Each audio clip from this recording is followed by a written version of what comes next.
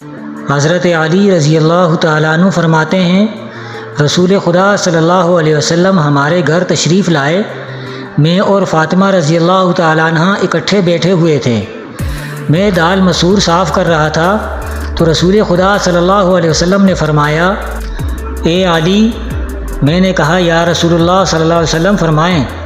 آپ صلی اللہ علیہ وسلم نے فرمایا، میری بات غور سے سنو، میں حکم خدا کے علاوہ کچھ نہیں کہتا ہوں۔ آپ صلی اللہ علیہ وسلم نے فرمایا، جو مرد اپنی بیوی کے گھریلو کاموں میں مدد کرتا ہے تو اللہ پاک اس مرد کے جسم کے ہر بال کے بدلے 1 سال کی عبادت کا ثواب دیتا ہے، جس میں دن کے روزے اور رات کی نماز میں مشغول ہوں۔ حضرت علی رضی اللہ تعالیٰ عنہ نے فرمایا، اگر تم لوگوں کو ایک اچھی بیوی مل گئی ہے تو اس کے سامنے یہ 4 باتیں کبھی مت کرنا۔ تم نے کبھی بھی اس کے سامنے رونا نہیں ہے، چاہے کتنی بھی تکلیف ہو، پریشانی ہو، چاہے اندر سے کتنے ہی ٹوٹ چکے ہو، لیکن بیوی کے سامنے کبھی آنسو نہیں نکلنا چاہیے، کیونکہ ساری زندگی تمہاری بیوی یہی سمجھے گی یہ مرد بہت کمزور ہے، اپنے جذبات پر قابو نہیں پا سکتا، چھوٹی چھوٹی چیزوں پہ اداس ہو جاتا ہے، لہٰذا وہ تمہیں کمزور سمجھنا شروع ہو جائے گی۔ دوسرا، بیوی کے سامنے کبھی اس کے گھر والوں کی برائی مت کرنا، کیونکہ ایک عورت جب شادی کرتی ہے تو وہ اپنا گھر چھوڑ کر آتی ہے، لیکن اپنے ماں باپ کبھی کوئی بھی نہیں چھوڑ سکتا۔ ان کی باتیں، ان کی یادیں وہ تو ہر وقت ساتھ رہتی ہیں، اور کسی کو عزت دینے سے آپ کی عزت بھی بڑھے گی اور آپ کی بیوی کے دل میں بھی آپ کا احترام بڑھے گا۔ تیسرا، عورت کو کبھی بھی اپنی کمائی مت بتانا، کیونکہ ایک مرد کو ہی پتہ ہوتا ہے کہ گھر کس طرح چلانا ہے، سب کے خرچے کس طرح پورے کرنے ہیں۔ ہاں، عورت کو اس کا خرچ ضرور دیں، اس کی ضروریات کا خیال رکھیں۔ چوتھی بات یہ کہ اپنی بیوی کے سامنے کبھی اپنے گھر والوں کی برائی مت کرنا، کیونکہ اس طرح تم خود ہی اس کی نظر میں اپنی عزت ختم کر دو گے۔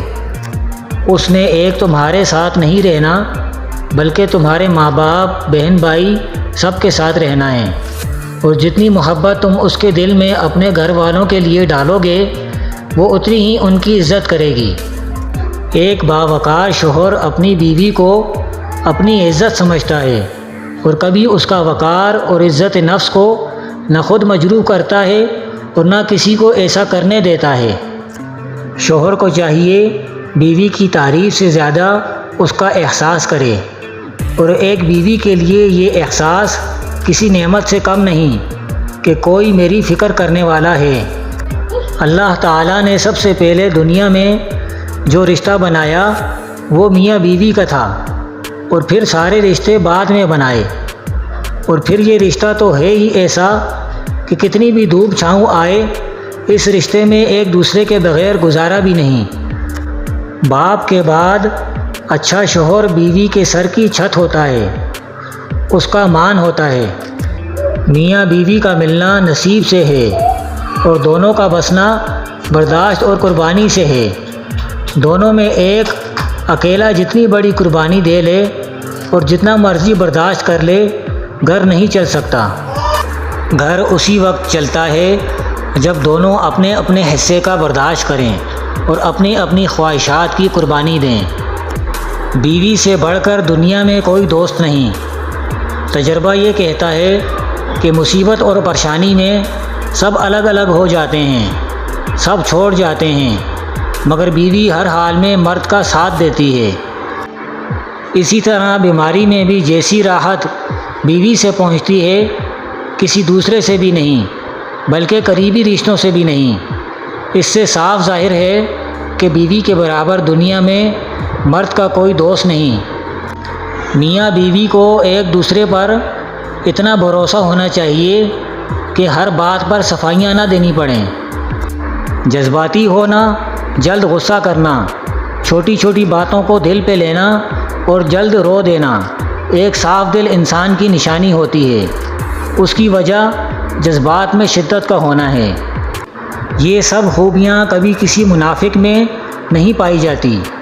ان لوگوں کا تعلق ان لوگوں سے ہوتا ہے جو رشتوں کو دماغ سے بڑھ کر دل سے نبھاتے ہیں۔ ایسے لوگ دوسروں کے لیے کسی نعمت سے کم نہیں ہوتے۔ ہر شخص کا امتحان مختلف ہوتا ہے۔ بظاہر نیک نظر آنے والے لوگ بھی اپنے اندر ہر وقت شیطان سے لڑ رہے ہوتے ہیں۔ ان کے لیے بھی غم ہوتے ہیں، وہ بھی ٹوٹتے ہیں۔ ان کے لیے بھی کچھ اچھے کام کرنا آزمائش بنا رہتا ہے۔ کسی کے لیے پردہ، کسی کے لیے زبان کے گناہ، کسی کے لیے آنکھ کی خیانتیں اور کسی کے لیے سچ بولنا۔ ہر شخص کا امتحان مختلف ہوتا ہے۔ بھلے محبتیں حلال ہوں، جب ہم اللہ تعالیٰ سے بڑھ کر کسی کو چاہتے ہیں، اللہ تعالیٰ سے بڑھ کر کسی کو وقت دیتے ہیں، اللہ تعالیٰ سے بڑھ کر کسی کے لیے لکھتے ہیں، اللہ تعالیٰ کے کلام سے بڑھ کر کسی کو سنتے ہیں، پھر ہم توڑ دیے جاتے ہیں، رون دیے جاتے ہیں، ٹھکرا دیے جاتے ہیں، بکھیر دیے جاتے ہیں۔